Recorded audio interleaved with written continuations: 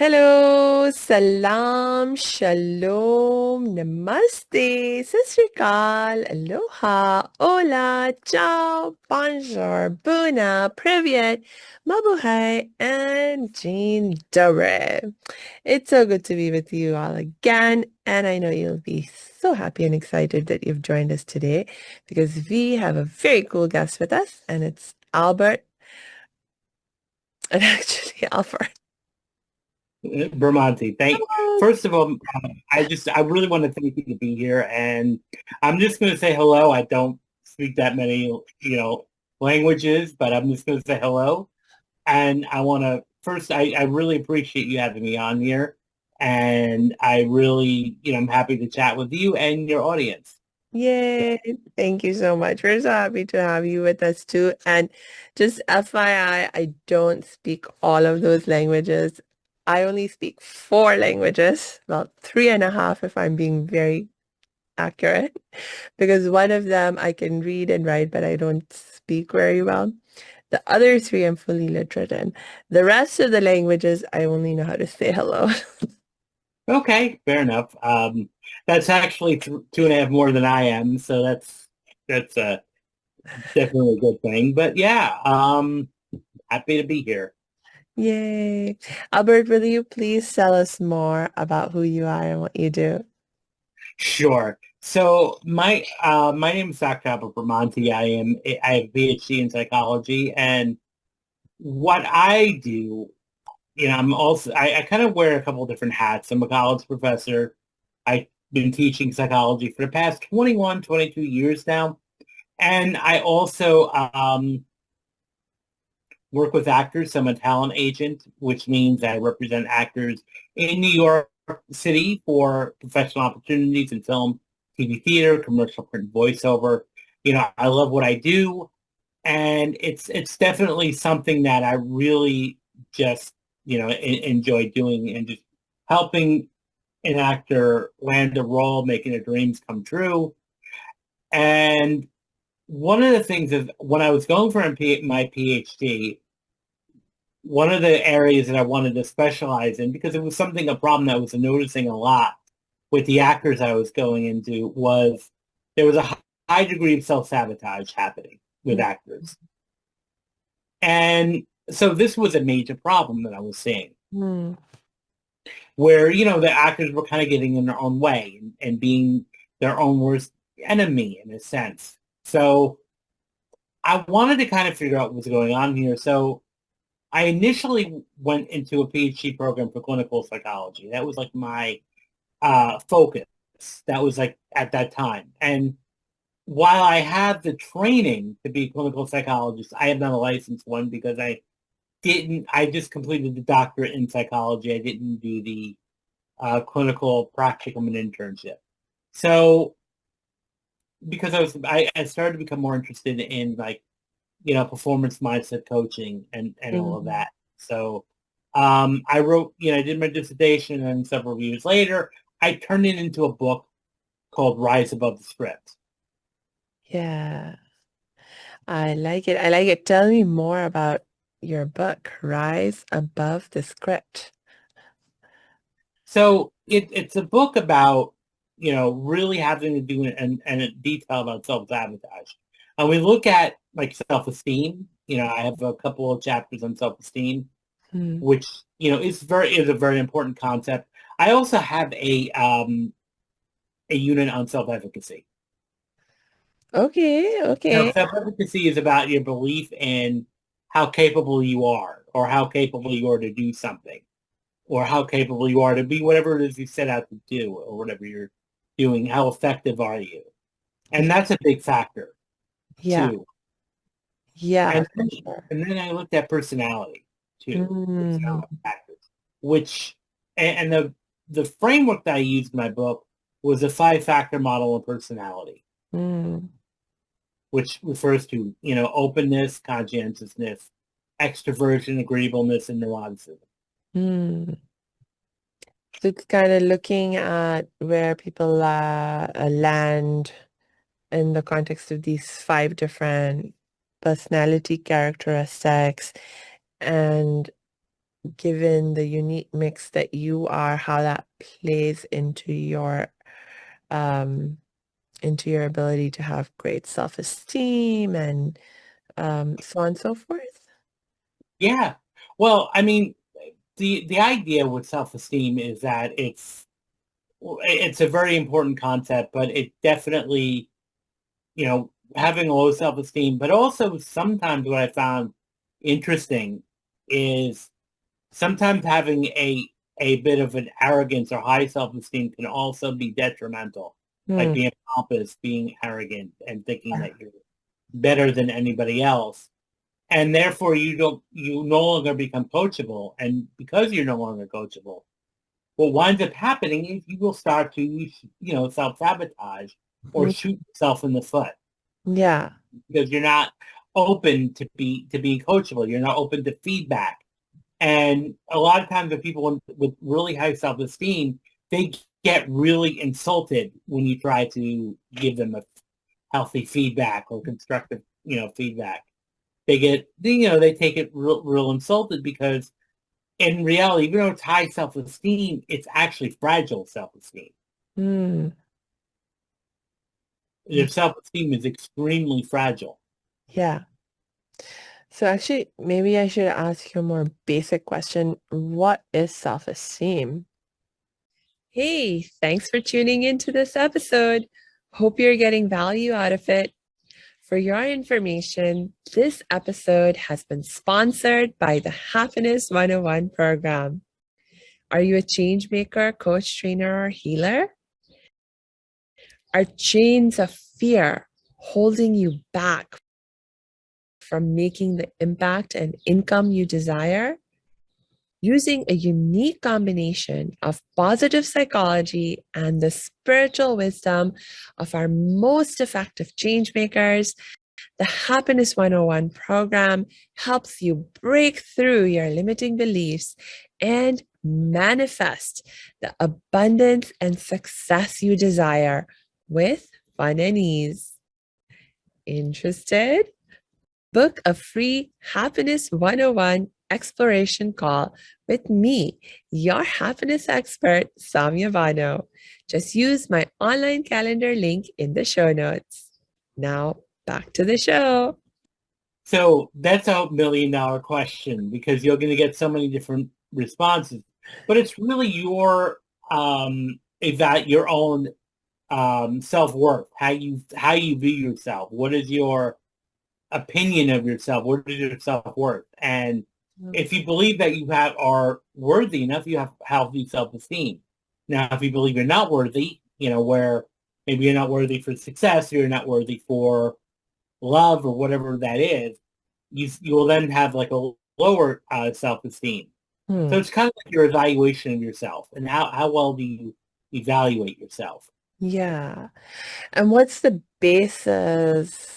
I guess there's not necessarily just one basis on which someone can build up their self-esteem, but what are some of the common foundations on which people build up their self-esteem? Like, how do you come to the conclusion that Mhm.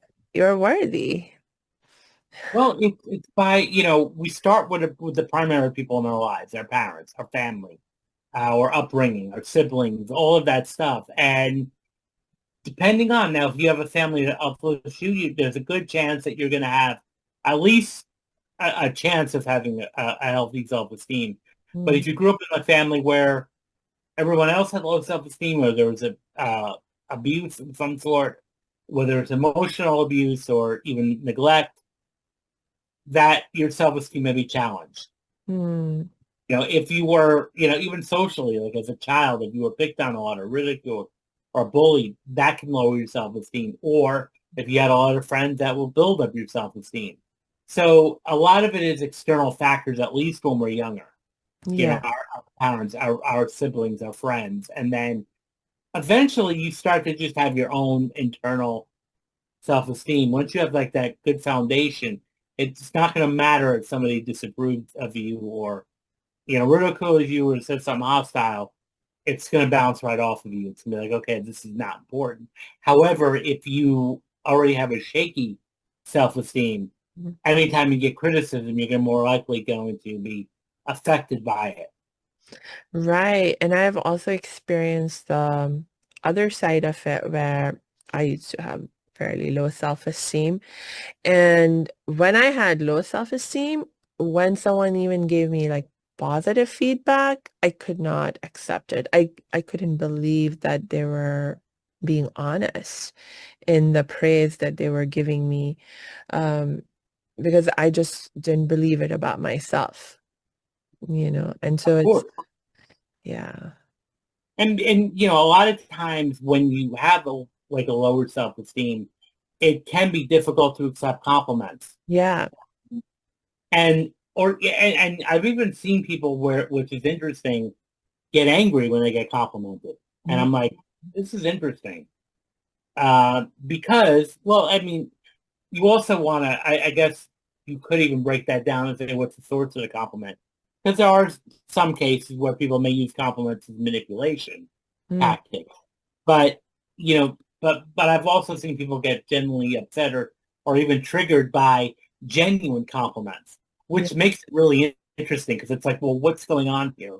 Why are they getting so upset over something that was good? It was like, but it's well, the reason why, and it's why I think the reason why this may happen, it's changing, it goes against the narrative that you're playing in your brain.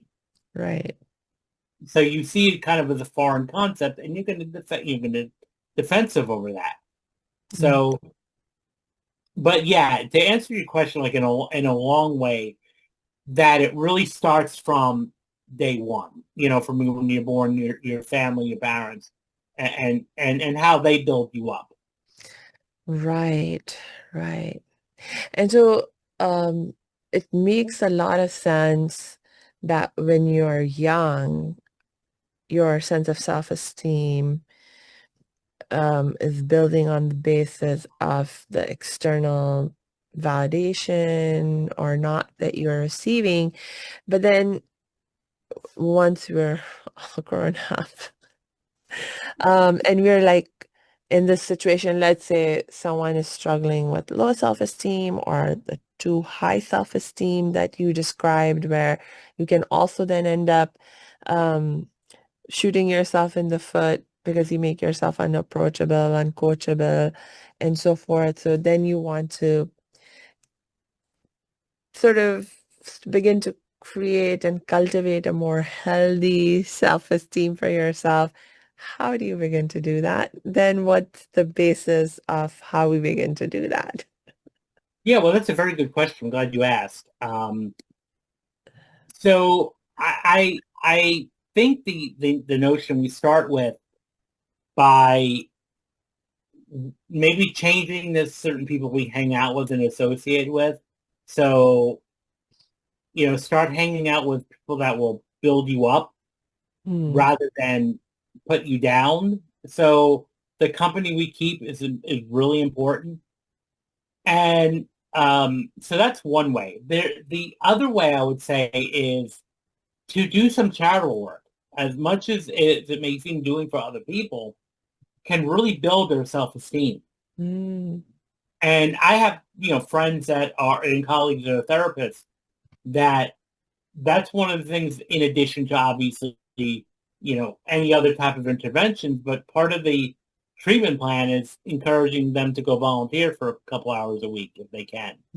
So that, and because when we help other people, we feel better. Hmm. True, true, true. You know, So yeah. yeah, that and also the third way, what I would say that, and this is kind of like the end of the three, would be to take an audit like or a stock of all your achievements. Because when people have low self-esteem, they tend to downplay or dismiss any good things that Yeah. they've done. Yes. That's true. I mean, and sometimes you need like an outside perspective to help you, because I know like when I used to struggle with my self-esteem.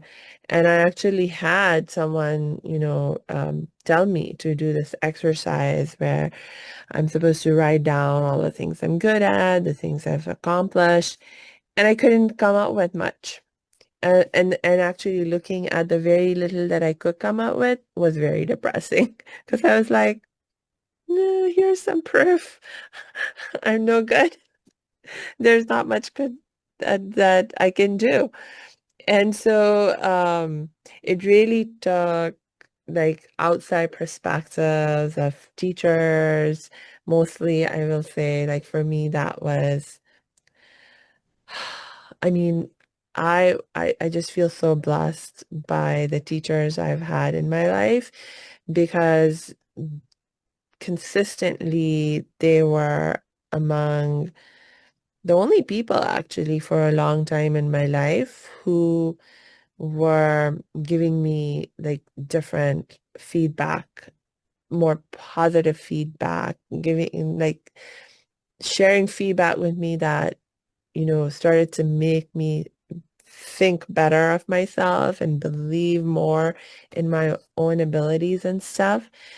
Mhm. And they're like, yeah, you do this really well, and this is not something everyone can do. And even if it's like little things, like just being able to lay out an argument really logically, like when I was, let's say, writing a paper or something like that.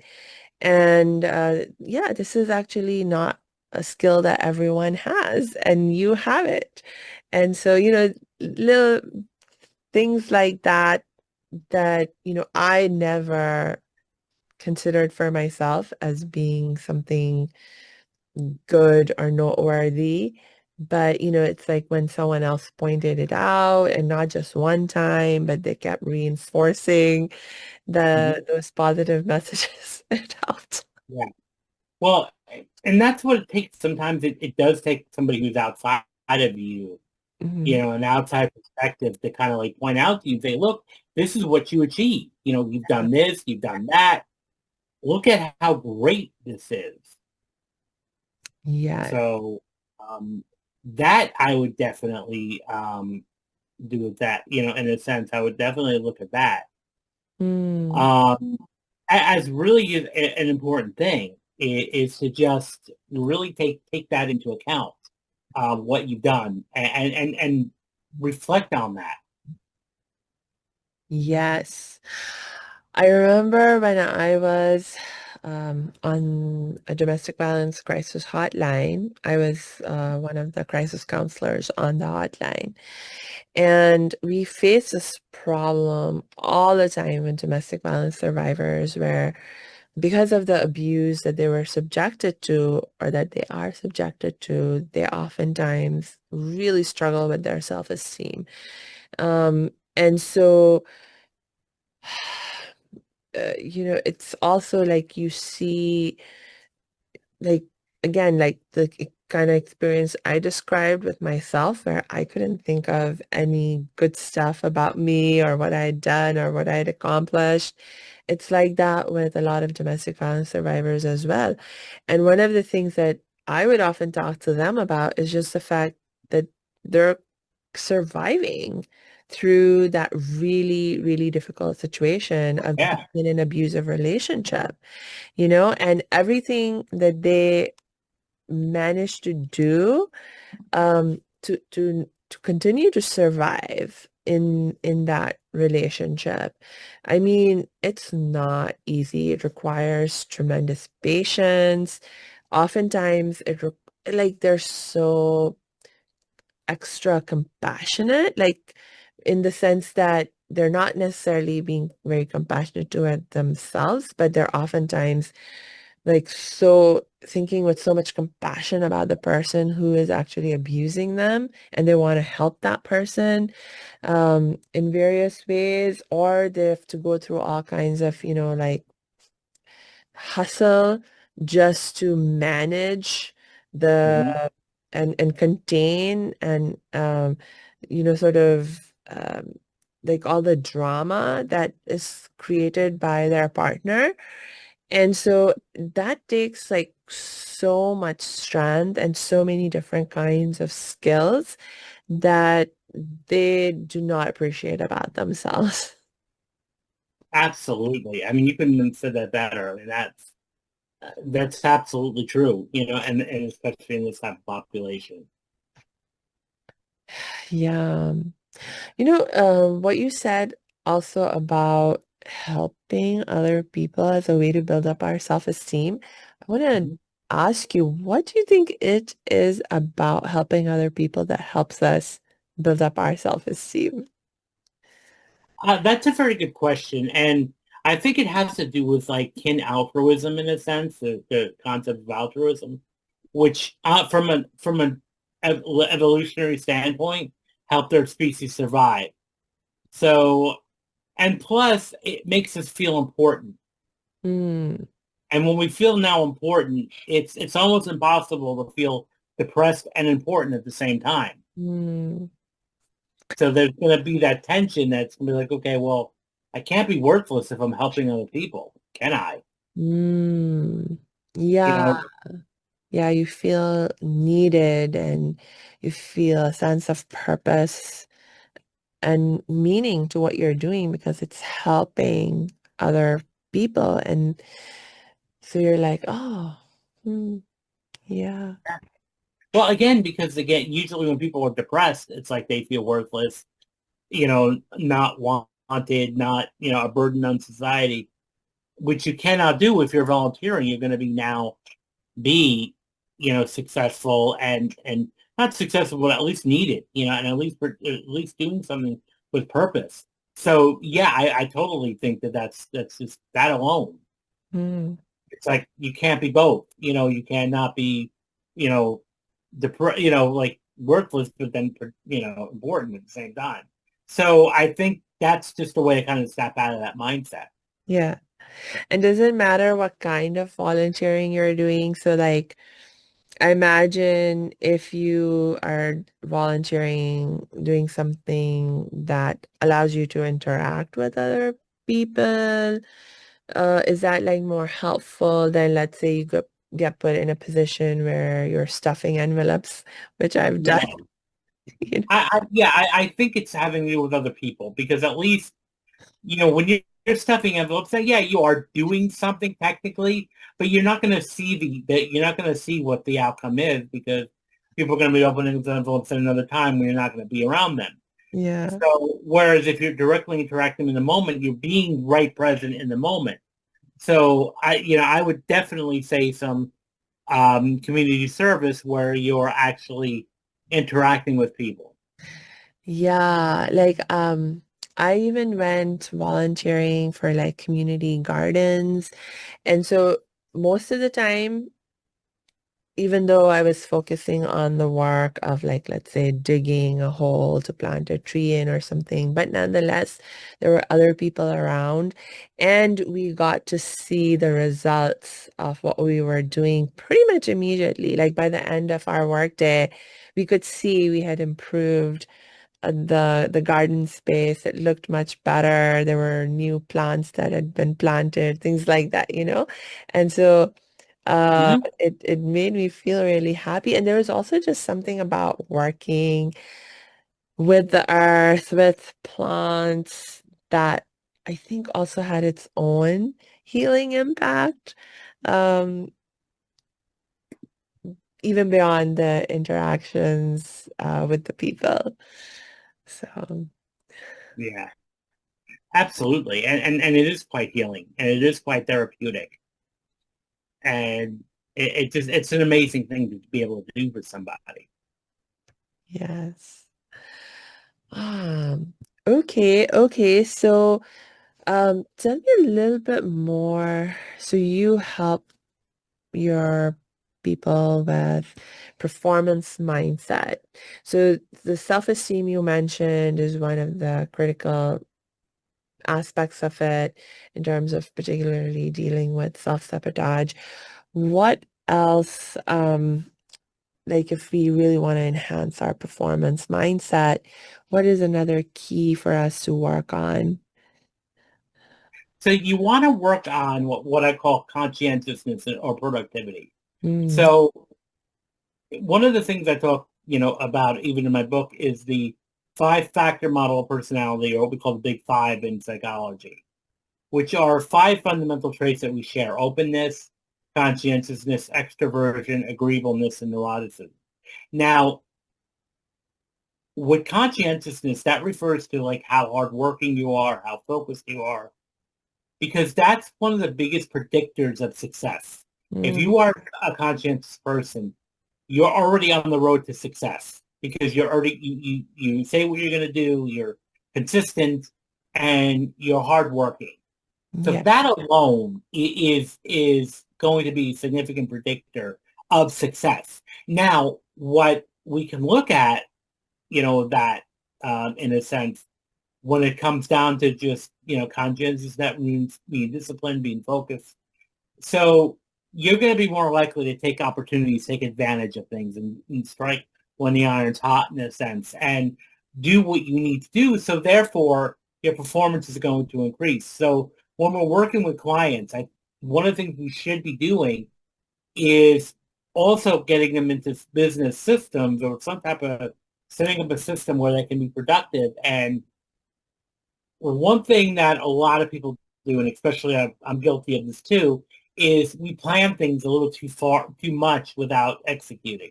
Mm. Someday I'm going to do this, someday I'm going to do that, and we spend more time talking about it than actually doing anything about it. And what we can do is by helping people is by getting them to do something.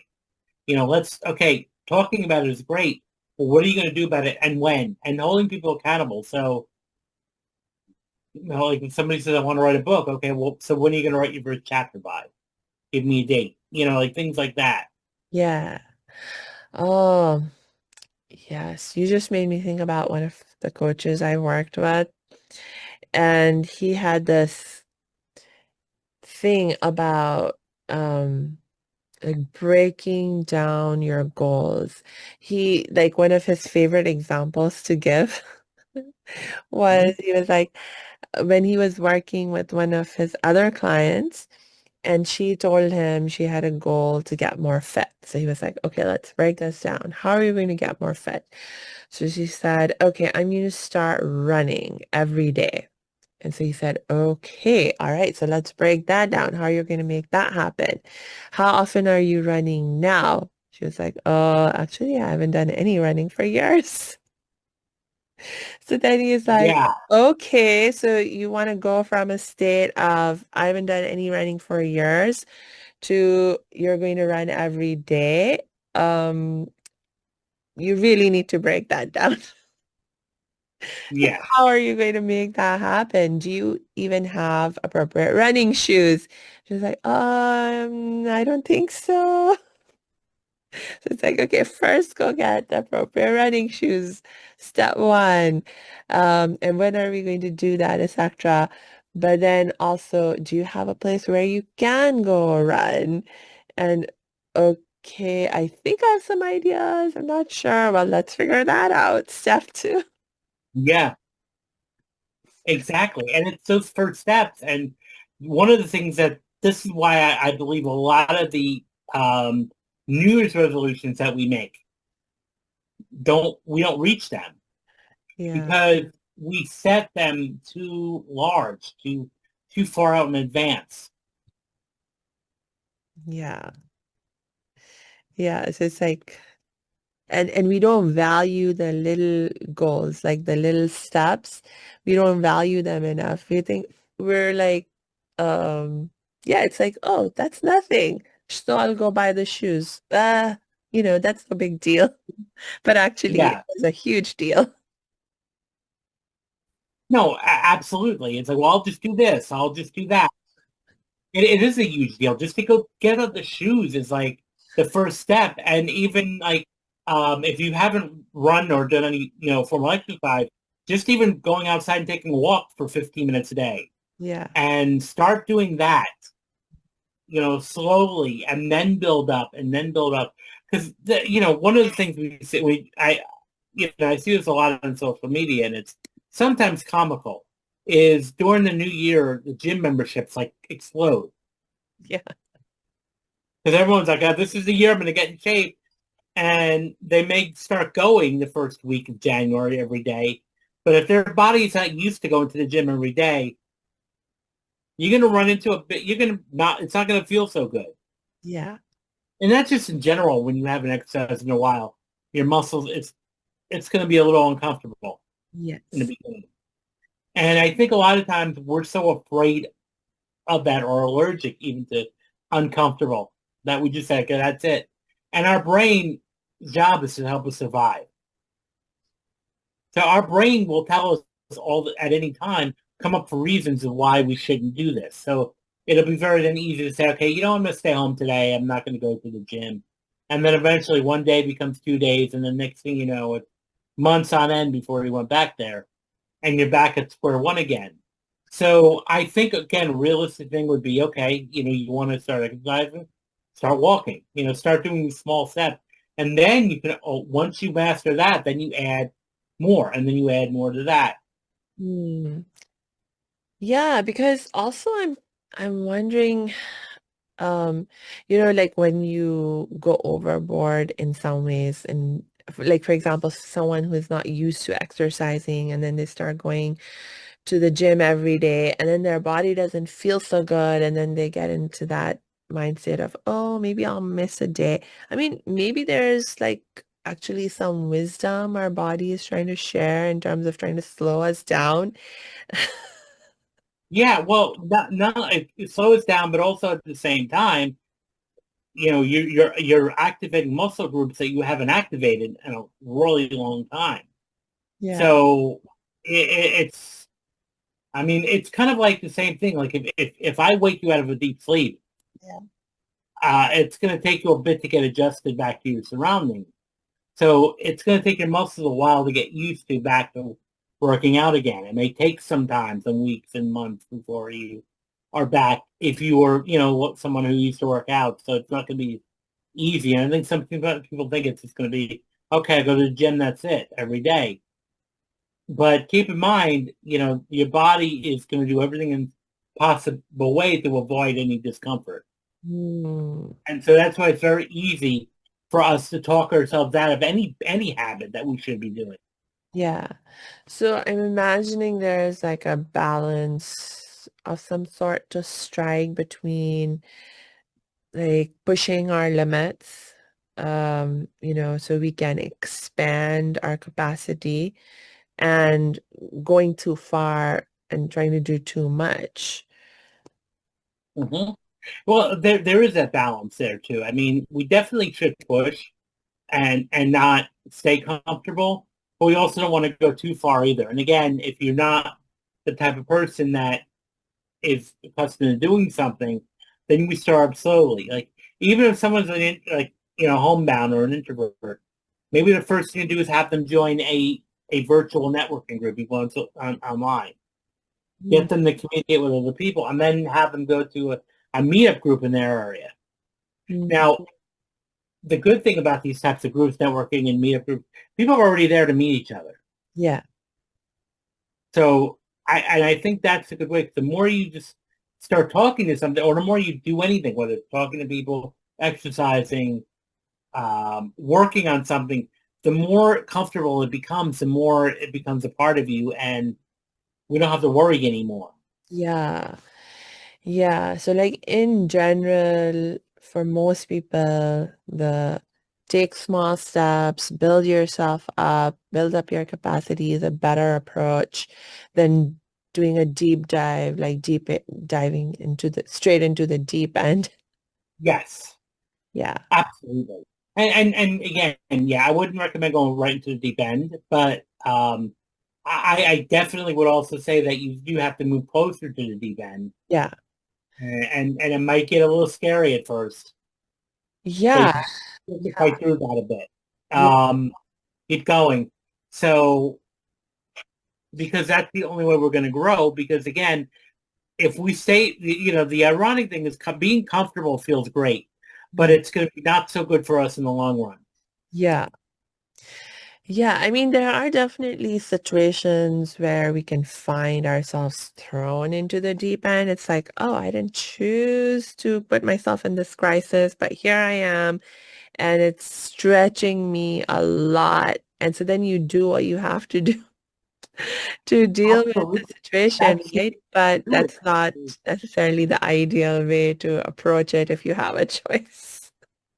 Right. It's not the ideal way to do it, but um, the idea is also to just to do it slowly, because otherwise, again, it is a form of self-sabotage if you hold yourself back, you know, Mm, and yeah. and this is where a lot of people, or either procrastination comes in or perfectionism, because one thing I always say is kind of like not ready is a lie, Mm, because a lot of people will say, well, I'm going to do this, but I'm not ready to do it. yeah. And that's where it comes like, well, who said? And a lot of times because we fall into the trap of perfectionism, it's like people will fall into that. I just need one more class, or I just need one more of this before I can do this. And then when I get that done, but I need this now. Right. The safety net of not being able to do something. Yeah. I've been through that as well. We all, I've been too plenty of times. So Yeah. And I keep coming back to the experience that, like, for me, it has oftentimes, I've needed encouragement from someone else to help me see the difference between when I think I don't know enough. And so mhm. I'm like, I'm gonna keep learning more.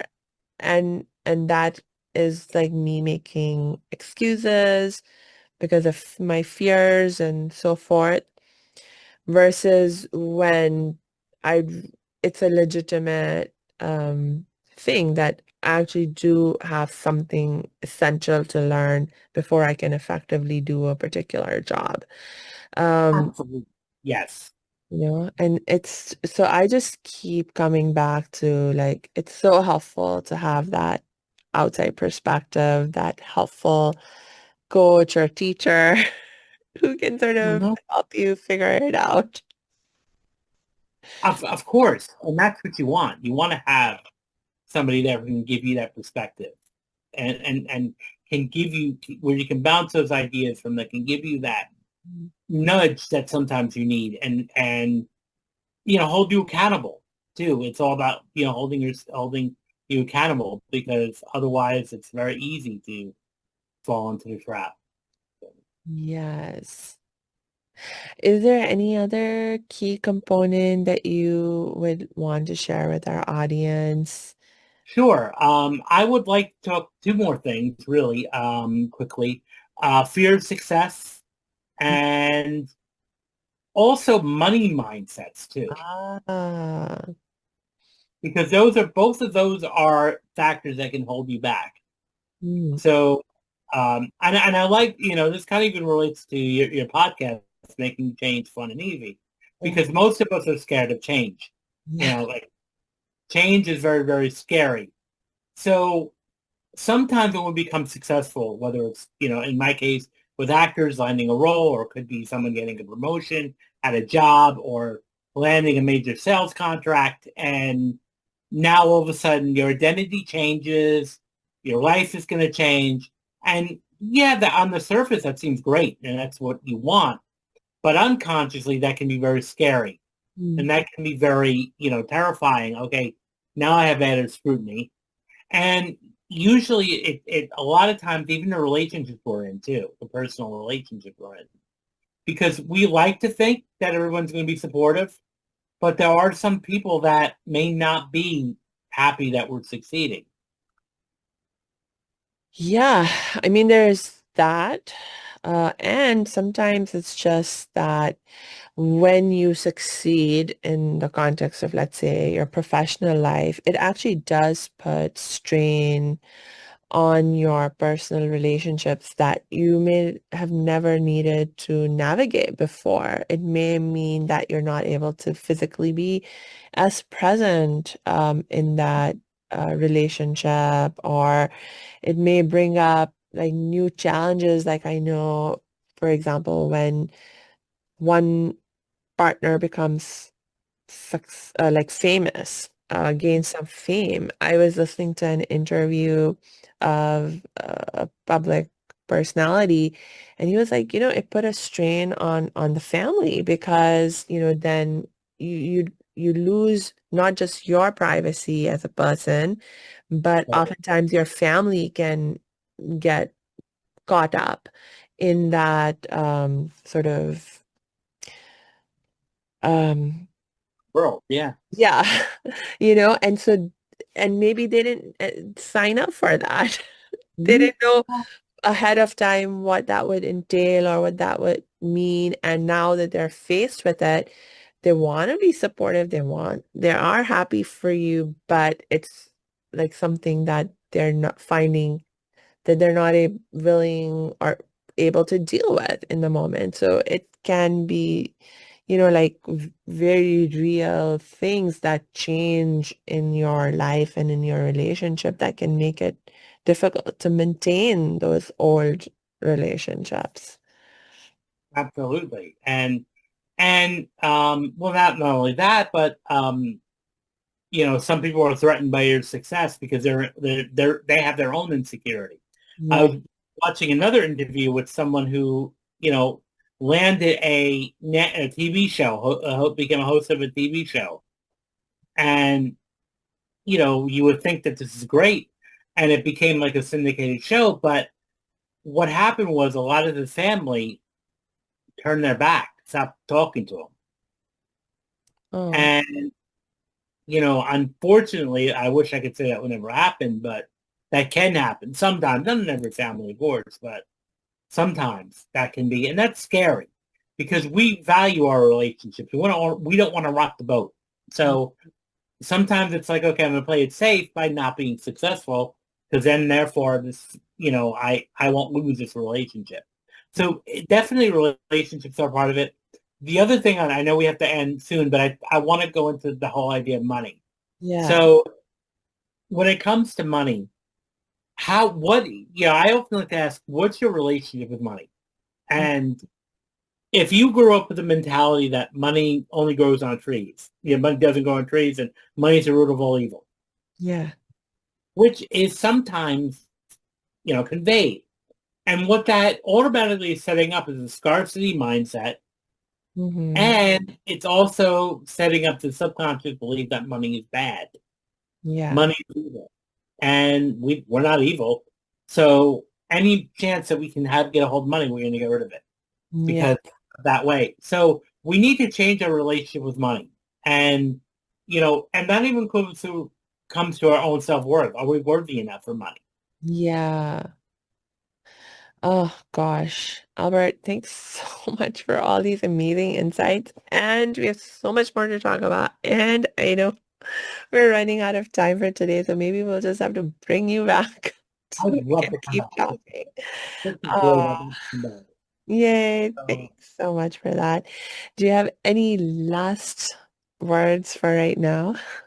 I would definitely just want to really encourage everybody who's listening that you are enough, and um, just really go on and do what you want to do.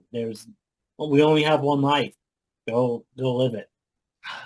Yes, thank you so much. And for my last reminder, I will just remind you to please make sure you check the show notes because we will be dropping Albert's links in the show notes so you can connect with him and continue to learn with him and get the help and support you need whenever you're ready for it. And until we connect next time, I wish you lots and lots of peace and joy.